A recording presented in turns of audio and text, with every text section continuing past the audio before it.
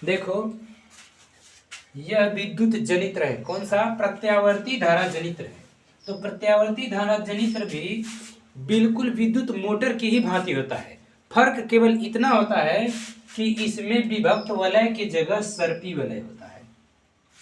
क्या फर्क होता है? विभक्त वलय की जगह सर्पी वलय होता है। सर्पी वलय होने से ये प्रत्यावर्ती धारा को मतलब उत्पन्न करता है। ये जनरेटर प्रत्यावर्ती धारा को उत्पन्न करता है। कैसे करता है अभी देखो बता रहे हैं इस बारे में। पहले इसकी संरचना के बारे में जान लो। जैसे यह चुंबक है N और ये यस ध्रुव, तो N ध्रुव से चुंबकीय बल रेखाएं यस ध्रुव की ओर जाएंगी। इनके बीच में एक समान चुंबकीय क्षेत्र उत्पन्न होगा और इसके बीच में ये पहला क्या है? क्षेत्र चुंबक, जो कि हम मोटर में सब बता चुके हैं। क्षेत्र चुंबक। नंबर 2 क्या है? आर्मेचर। नंबर 2 क्या है? आर्मेचर। तो आर्मेचर कौन सा होता है? ABCD, ठीक है। आर्मेचर यानी कि आर्मेचर एक लोहे की शाफ्ट के ऊपर धातु की या लोहे की पतली पतली पटलित क्रोडों के ऊपर आयताकार ABCD, जैसे एक फेरा है तो कई फेरे लपेट करके एक कुंडली बनाई जाती है और उसी कुंडली को आर्मेचर कहते हैं। नंबर 3 क्या है? सर्पी वलय। नंबर 3 है सर्पी वलय। तो सर्पी वलय किसको कहते हैं? ये जो दोनों अंत सिरे होते हैं कुंडली के, उन अंत सिरों को बिल्कुल वलय के आकार का, बिल्कुल गोल, कहीं कटा नहीं रहेगा, बिल्कुल गोल एक वलय रहता है, रिंग होता है। इसी में इसको कनेक्ट कर दिया जाता है। दोनों अलग अलग, एक रिंग में एक तार तथा दूसरा तार दूसरे रिंग में कनेक्ट किया जाता है। देखो इसके अंदर से आया है, ये तार इस पर कनेक्ट नहीं होना चाहिए, है ना, उसके अंदर से इसमें आकर के कनेक्ट हो गया है। अब जब यह कुंडली चलेगी तो इस पर, हाँ देखो सर्पी वलय हो गया। जब ये कुंडली चलेगी तो यह सर्पी वलय के ऊपर चौथा क्या है? ब्रूस B1 और B2। ये क्या होता है? ब्रूस B1 और B2, ये जो दोनों हैं, जो B1 B2 ये दोनों ब्रूस हैं, ये स्प्रिंग के सहारे इन दोनों सर्पी वलय के ऊपर स्पर्श करा करके दबा दिया जाता है। मतलब स्पर्श भी करता रहे और उससे कांटेक्ट हमेशा बनाए रखे, उससे ऐसा नहीं कि चलते समय में फिर इसको छोड़ दे, ठीक है ना। तो स्प्रिंग के सहारे उसको दबा के रखा जाता है, या तो तांबे की पत्ती को उससे स्पर्श करा के रख दिया जाता है, ठीक। अब इसके बीच में एक श्रेणी क्रम में वोल्ट मीटर और ये लोड रेजिस्टेंस, चाहे जैसे कि बल्ब हो, इसको कनेक्ट कर दिए हो, तो इसका प्रभाव तो दिखना चाहिए ना। अब देखो अगर ये गैल्वेनोमीटर होता है तो ये और अच्छा रहेगा। गैल्वेनोमीटर लगा, चलो इसको G लगा दो, गैल्वेनोमीटर। अब देखो जब इस कुंडली को हम घुमाते हैं, किस तरह से घुमाते हैं? तुम्हारे घुमाने के अनुसार इसमें धारा प्रेरित होगी। बात समझ में आ रही है? तो बताओ कि विद्युत जनित्र में फ्लेमिंग के दाएं हाथ का नियम लागू होता है। फ्लेमिंग के कौन सा नियम लागू होता है? दाएं हाथ का नियम विद्युत जनित्र में लागू होता है। अर्थात जब हम इसको घुमाते हैं तो फ्लेमिंग के दाएं हाथ का नियम इस पर लगता है, जो तर्जनी चुंबकीय क्षेत्र की दिशा को, अगर अपने दाएं हाथ की उंगलियों को इस प्रकार फैलाएं कि तीनों एक दूसरे को लंबवत हों, तो तर्जनी चुंबकीय क्षेत्र की दिशा को, मध्यमा प्रेरित धारा की दिशा को और अंगूठा चालक की गति की दिशा को दर्शाती है। तो ये बताओ चुंबकीय क्षेत्र किधर है? इधर, यानी N से S की ओर। तो इस उंगली को हम उधर कर देंगे, ठीक। और देखो अंगूठा, जो चालक की गति है, वेग, देखो इसको, यह ऊपर जा रहा है, ये जो भी तार है वो ऐसे ऊपर जा रहा है, ठीक है। ये जो तार है AB इस तरह से वो ऐसे ऊपर जा रहा है, फिर यहाँ से ऐसे आएगा, ऐसे ऐसे चल रहा है ना इसमें, तो ये नियम लगेगा। यानी कि ये चालक तार ऊपर जा रहा है तो अंगूठा ऊपर की तरफ कर दो, तो ये जो उंगली हुई वो अंदर की तरफ हो गई ना, तो इसमें जो प्रेरित होने वाली धारा है वो अंदर की तरफ प्रेरित होगी। ठीक, जैसे ही यह धारा हो करके फिर ऐसे आएगी तो यहां से बताओ बाहर की तरफ धारा की दिशा होगी कि नहीं? होगी नहीं, इस पर बाहर की ओर। अब देखो इसमें बाहर की ओर कैसे होती है, क्योंकि ये चालक तार किधर जा रहा है, ये चालक तार ये नीचे जा रहा है, तो इस पे नीचे का नियम लगा देखो, चुंबकीय क्षेत्र एन से एस की ओर देखो, बी की दिशा उधर है ना, इसमें भी बी की दिशा उधर है। तो दोनों बी की दिशा उधर है, मगर इसमें चालक की गति नीचे है, तो इस अंगूठे को नीचे करोगे तो ये उंगली अपने आप इधर आ गई। इसका मतलब कि इस चालक तार में विद्युत धारा बाहर की ओर प्रवाहित हो रही है। इस चालक तार में विद्युत धारा किधर प्रवाहित हो रही है? बाहर की ओर। तो इसमें जब अंदर की ओर धारा जा रही है तो इसमें बाहर की ओर आ रही है, यानी कि ऐसे इसमें धारा प्रवाहित हो रही है।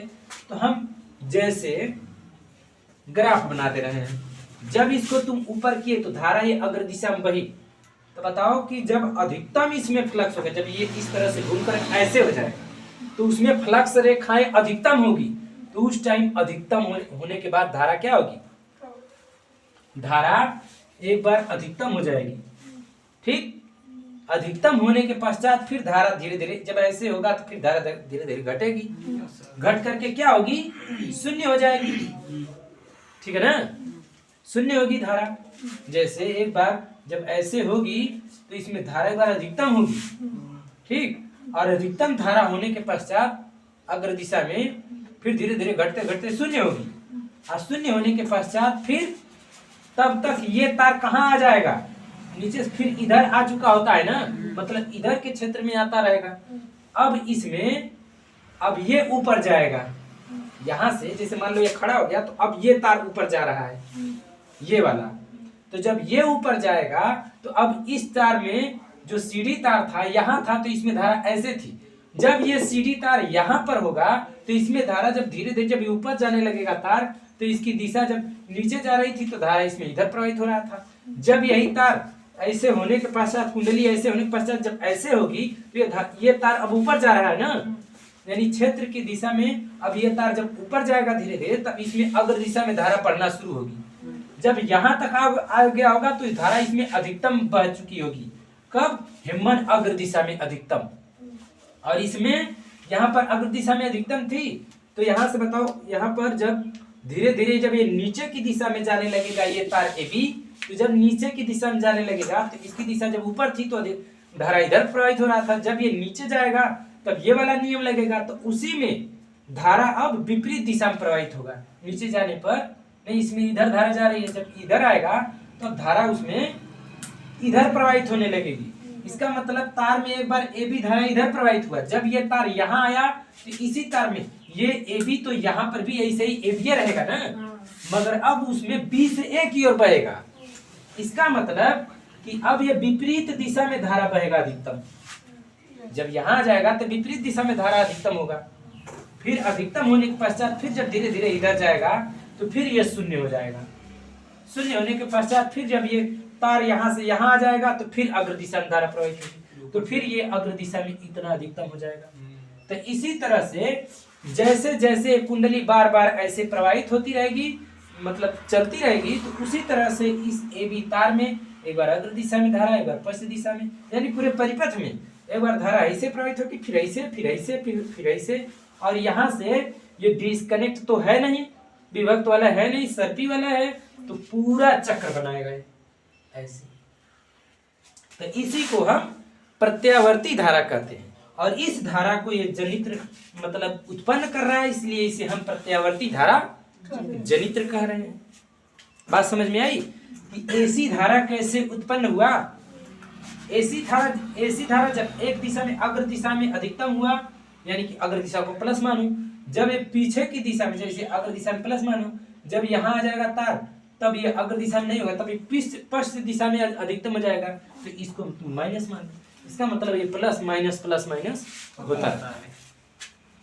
जो प्रत्यावर्ती धारा होता है ये प्लस माइनस होता रहता है, यानी प्लस माइनस नहीं होता रहता है।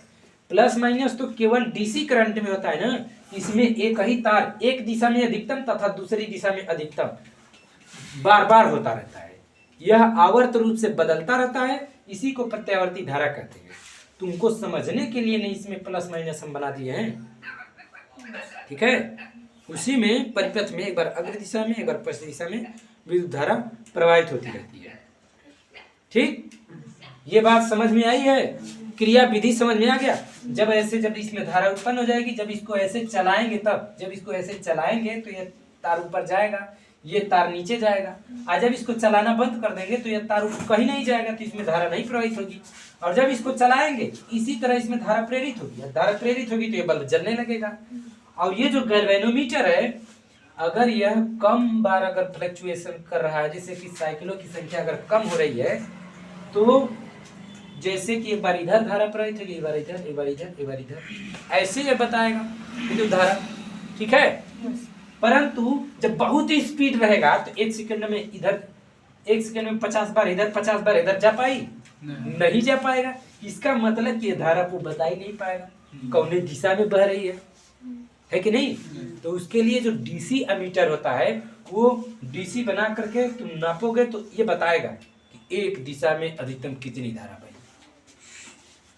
बात समझ में आ रही है। और ये गैल्वेनोमीटर है तो दोनों दिशा में विक्षेप बताता है ना, ये बता नहीं पाएगा अगर बहुत ही स्पीड रहेगा तो। मगर ये है कि एमीटर अगर रहेगा, जैसे वोल्ट मीटर मान लो, इसमें वोल्टता उत्पन्न हो जाएगी, तब समझ में आएगा ना। फेरों की संख्या ज्यादा रहेगी, ज्यादा वोल्ट उत्पन्न होगा, ठीक।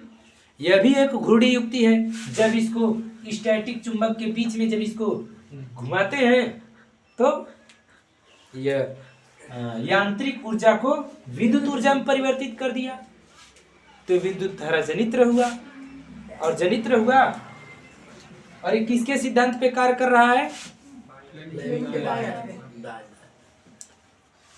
फैराडे के विद्युत चुंबकीय प्रेरण के सिद्धांत पर यह कार्य कर रहा है, ठीक है। उन्होंने क्या बताया था कि जब हम किसी कुंडली में बद्ध चुंबकीय फ्लक्स रेखाओं में अगर हम परिवर्तन करते हैं तो उस बद्ध चुंबकीय फ्लक्स का जो परिपथ होता है, उस परिपथ में एक धारा प्रेरित, विद्युत वाहक बल प्रेरित हो जाता है। इसके कारण उसमें धारा प्रेरित हो जाती है, इसे हम प्रेरित धारा कहते हैं, और उसे प्रेरित विद्युत वाहक बल कहते हैं।